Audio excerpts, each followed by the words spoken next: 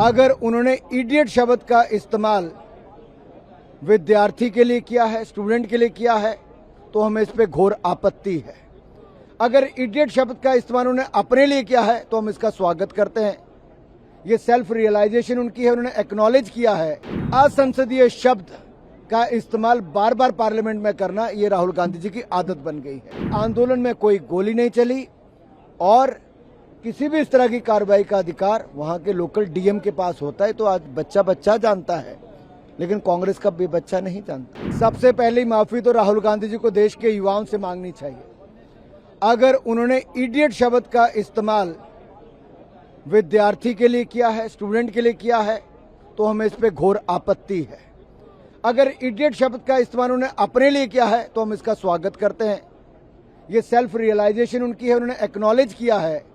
और अगर अपने लिए इडियट बोला है तो दूसरा, असंसदीय शब्द का इस्तेमाल बार बार पार्लियामेंट में करना ये राहुल गांधी जी की आदत बन गई है। राहुल के रूल्स एंड प्रोसीजर्स का उल्लंघन करना आदत बन गई है और किसी पर बेतुके बगैर तथ्यों के आरोप लगाना ये भी उनकी आदत बन गई है।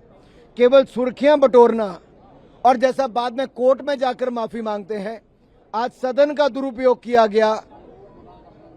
उनको सदन में गृह मंत्री जी से माफी मांगनी चाहिए और देश की जनता को भ्रमित करने का जो प्रयास किया उसके लिए राहुल गांधी को माफी मांगनी चाहिए, क्योंकि आंदोलन में कोई गोली नहीं चली और किसी भी इस तरह की कार्रवाई का अधिकार वहां के लोकल डीएम के पास होता है, तो आज बच्चा बच्चा जानता है, लेकिन कांग्रेस का भी बच्चा नहीं जानता। सर, राहुल गांधी ने एक और आरोप आरएसएस को लेकर के लगाया कि धर्मेंद्र प्रधान जी तो सिंबल थे, आरएसएस का शिक्षा विभाग पर पूरा कब्जा है और हर संस्थान में आरएसएस के लोग ही काबिज हैं। एक होता ना फोबिया हो गया है,